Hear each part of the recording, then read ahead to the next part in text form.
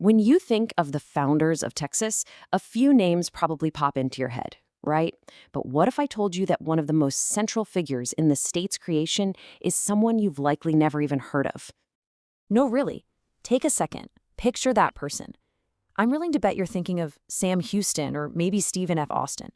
And for most of us, that's kind of where the list stops. But the real story, oh, it's so much richer, way more complicated, and honestly, a whole lot more interesting. See, it involves these incredible people who've sort of been pushed to the margins of the story we all know. So today, we're going to pull one of those key players right back into the spotlight where he belongs. Let's talk about Jose Antonio Navarro.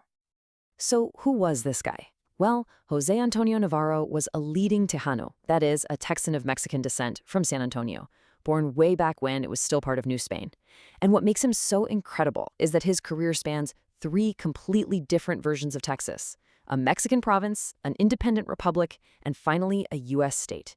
He wasn't just along for the ride, he was in the driver's seat, helping to shape all three. To really get a handle on his impact, we've got to go back before the famous revolution, when Texas was still a part of Mexico. Even then, Navarro was already a big deal, a political figure trying to build a future for the entire region. Back then, Navarro was basically a bridge builder. He was a big supporter of Stephen F. Austin's plan to bring Anglo-American settlers to Texas because he thought their drive and skills would help everyone prosper. But his goal was always partnership, not replacement. He was constantly working to bring these two cultures together, all while fighting hard for the legal rights of his fellow Tejanos under Mexican law. But, that whole vision of a united, thriving Mexican state of Texas, well, it started to fall apart. The central government down in Mexico City, under Santa Anna, it just became more and more tyrannical. And that led to a major turning point. And you have to understand, for a Tejano like Navarro, this was a massive, massive risk. This was an unbelievably difficult choice. He wasn't just breaking with some distant government. He was breaking from his own culture, his own national heritage, risking literally everything to forge a new future for Texas. Just how important was he? Well, it all comes down to one number: 3. At the convention of 1836, where all the delegates got together to officially break away from Mexico, he was one of only just three Tejano signers of the Texas Declaration of Independence. And we really have to stop and think about what being a Tejano signer actually meant. This wasn't just some political statement. It meant putting your name on a piece of paper that branded you a traitor to Mexico. For Navarro, signing that document was a life-threatening act that put a giant target squarely on his back. Okay, so winning the war, that's one thing. But building a country from the ground up, that's a whole other ballgame. And for Navarro, the fight was just getting started.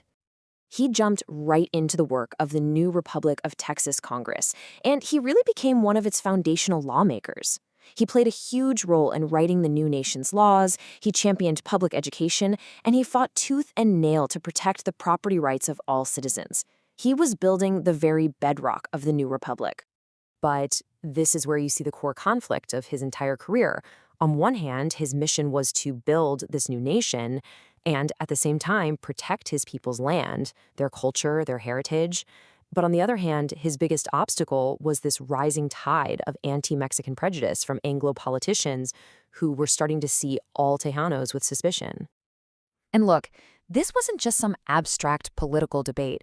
The risks he took when he signed that Declaration of Independence, they came back to haunt him in a very real and very, very dangerous way.